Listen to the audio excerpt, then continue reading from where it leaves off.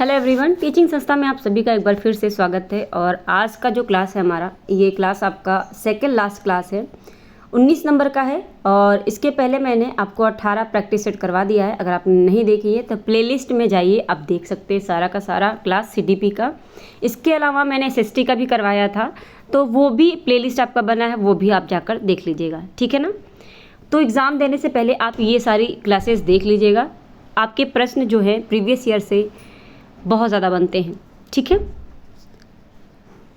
तो जैसा कि आप जानते हैं CDP आप जिस भी टीचिंग में आपको उससे पूछा जा रहा है, आपके हर क्लास के लिए, हर जगह के लिए ये इम्पॉर्टेंट है CDP, जहाँ भी आपसे पूछा जा रहा है। तो शुरुआत करते हैं आज के सेशन का। और पहला क्वेश्चन है हमारा, पहला क्वेश्चन है शिक्षण का विकासात्मक परिप्रेक्ष्य शिक्षकों से यह मांग करता है कि वे क्या है, कठोर अनुशासन बनाए रखने वाले बने नहीं।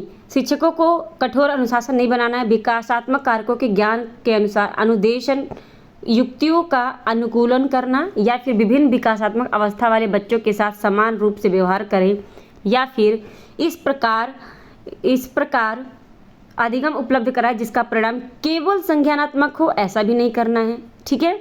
और विकासात्मक कारकों के ज्ञान के अनुसार अनुदेशन युक्तियों का अनुकूलन करें, नहीं। तो ऑप्शन सी आपका यहाँ पे सही हो जाएगा। अच्छा, एक मिनट। समान व्यवहार यहाँ पे बोला है, समान रूप से व्यवहार, अलग अलग जो बच्चे को विकास होता है, बच्चे का जो विकास होता है, तो उनके साथ समान व्यवहार करना, नहीं, ऐसा समान व्यवहार भी नहीं करना। तो फिर यहाँ पे आपका भी ही सही हो जाएगा। विकासात्मक कारकों के ज्ञान के अनुसार अनुदेशन युक्तियों का अनुकूलन करें, ठीक है, ये आपका सही हो जाएगा। और ये दिया है किसने, थॉर्नडाइक के द्वारा दिया गया है, ठीक है ना। ये तत्परता का नियम लागू होता है थॉर्नडाइक का। अगला प्रश्न है, शिक्षार्थी तब तक नहीं सीख सकते जब तक उन्हें शिक्षा के सामाजिक उद्देश्यों की आवश्यकता के अनुरूप न पढ़ाया जाए। ऐसा नहीं, उन्हें यह पता ना हो कि जो तथ्य उन्हें पढ़ाए गए हैं निकट भविष्य से उनका परीक्षण किया जाएगा, नहीं। वे सीखने के लिए तैयार ना हो, जब तक उनके अंदर इच्छा नहीं होगी पढ़ने की, तब तक उन्हें पढ़ाया नहीं जा सकता, ना उन्हें सिखाया जा सकता है, ठीक है। तो जब तक वो इच्छुक होंगे नहीं, तब तक वो सीख नहीं सकते, ठीक है। अगला प्रश्न है, सामाजिक अधिगम का सिद्धांत निम्नलिखित में से किस पर घटक पर बल देता है। तो सामाजिक जो अधिगम है, ये अधिगम पोषण पर बल देता है, ठीक है। ये अल्बर्ट बंडूरा के द्वारा दिया गया सामाजिक अधिगम, ठीक है ना। सामाजिक अधिगम सिद्धांत ये अल्बर्ट बंडूरा का दिया गया है, ठीक है। अगला प्रश्न है, मनोसामाजिक सिद्धांत निम्नलिखित में से किस पर बल देता है। तो ये आपका देता है उद्यम के मुकाबले में हीनता स्तर, ठीक है। उद्यम के मुकाबले में हीनता स्तर, ये दिया है मनोसामाजिक सिद्धांत। अगला प्रश्न है, यह तथ्य कि बच्चों को सांस्कृतिक रूप से प्रासंगिक ज्ञान की आवश्यकता होती है निम्नलिखित में से किस व्यक्ति से संबंधित है। तो ये लेव वाइगोस्की के द्वारा दिया गया है। जो सांस्कृतिक रूप से है, ये लेव वाइगोस्की के द्वारा दिया गया है। अगला प्रश्न है आपका, आप एक शिक्षिका या शिक्षक हैं के रूप में रैगिंग और धमकाने के साथ, जो रैगिंग होता है बच्चों के साथ, रैगिंग और धमकाने के साथ सख्त विरोधी हैं, तथा इस संदर्भ में विद्यालय में पोस्टर लगवाते हैं तथा समिति बनवाते हैं। आपसे जुड़ने वाले किशोर जो इस विचार के दृढ़ विश्वासी हैं, निम्नलिखित में से किस स्तर पर होंगे वो। तो वो किस स्तर पर होंगे, तो वो होंगे सामाजिक, आपके उत्तर पारंपरिक स्तर पर, ठीक है ना। उत्तर पारंपरिक स्तर पर होंगे, ना कि सामाजिक व्यवस्था बनाए रखने वाले, नहीं, उत्तर पारंपरिक स्तर पर होंगे। अगला प्रश्न है, प्रगतिशील शिक्षा निम्नलिखित में से किस कथन से संबंधित है। तो प्रगतिशील जो शिक्षा है, ये आपका ज्ञान प्रत्यक्ष अनुभव सहयोग से उत्पन्न होता है, ठीक है। अगला प्रश्न है, बहुबुद्धि के सिद्धांत के संदर्भ में एयरफोर्स पायलट बनने के लिए निम्नलिखित में से कौन सी बुद्धि की आवश्यकता होती है।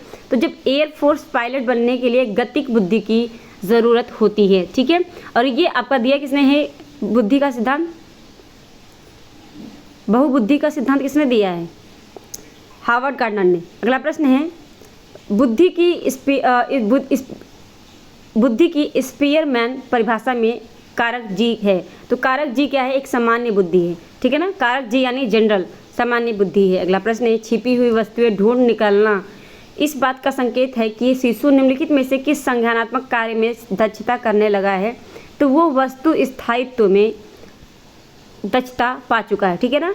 अगला प्रश्न, निम्नलिखित में से कौन सा समाज में लिंग समानता का मानदंड हो सकता है।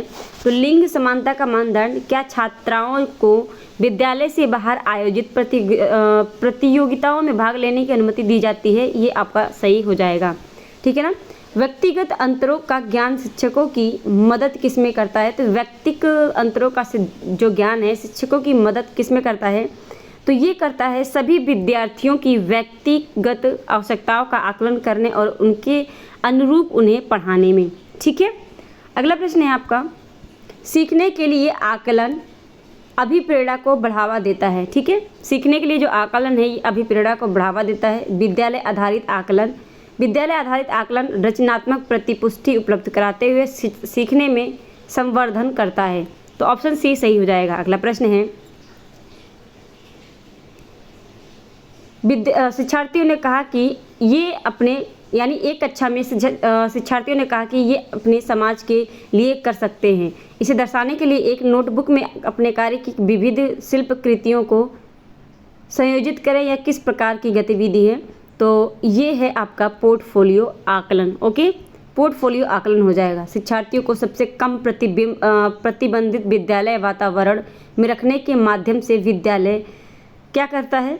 तो विद्यालय क्या करेगा, यहाँ पे विद्यालय होगा आपका दूसरे बच्चों को संवेदनशील बनाता है कि वे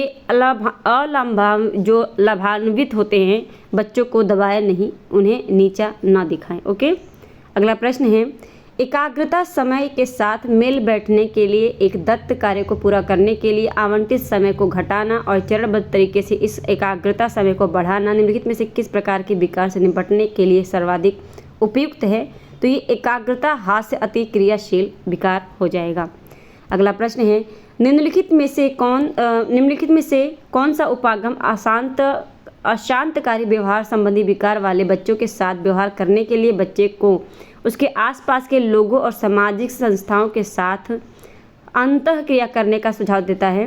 तो ये आपका पर्यावरणीय हो जाएगा। अगला प्रश्न है और सेकंड लास्ट प्रश्न है, सिर्फ 20 प्रश्न हैं आज, ठीक है ना। रेन जूली प्रतिभाशाली की अपनी डैश परिभाषा के लिए जाने जाते हैं। तो रेन जूली त्रिवृत्तीय के लिए जाने जाते हैं। प्रतिभाशाली शिक्षार्थियों के लिए क्या आवश्यक होता है। तो उनके लिए शिक्षक को अनुकूलन करना चाहिए जिससे शिक्षार्थी में बदलाव आता है, ठीक है। ऑप्शन सी सही हो जाएगा। तो कैसी लगी क्लास आज की, कमेंट करके ज़रूर बताइएगा। और ये आपका 2012 का प्रश्न था, ठीक है ना, 2012 का। तो काफ़ी ठीक था। और ये प्रश्न आपका यूपी टेट में भी आता है। तो यूपी टेट के लिए बहुत ज़्यादा इंपॉर्टेंट है, ठीक है ना। रेट के लिए भी इंपॉर्टेंट है। सीटेट के लिए हालांकि यहाँ से 1-2 प्रश्न बन सकते हैं, ज़्यादा नहीं, ठीक है ना। तो इस टाइप के प्रश्न बनने अब थोड़े से कम हो गए हैं। हालांकि जितने इंपॉर्टेंट प्रश्न बनने लगे हैं, पैटर्न जो हो गया है वो मैंने आपको पहले ही करवा दिया था।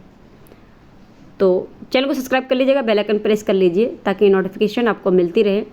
और इस क्लास को ज़्यादा से ज़्यादा लोगों तक शेयर कर दीजिए ताकि सभी तक ये क्लास पहुँचे। मिलते हैं अपने नेक्स्ट क्लास में। आज के लिए इतना ही, धन्यवाद। अच्छा, ये PDF आपको टेलीग्राम पे मिल जाएगा। टेलीग्राम का लिंक इसी वीडियो के डिस्क्रिप्शन में है, तो आप जाके वहाँ से क्लिक करके आप जाके फॉलो कर लीजिएगा और ये PDF ले लीजिएगा।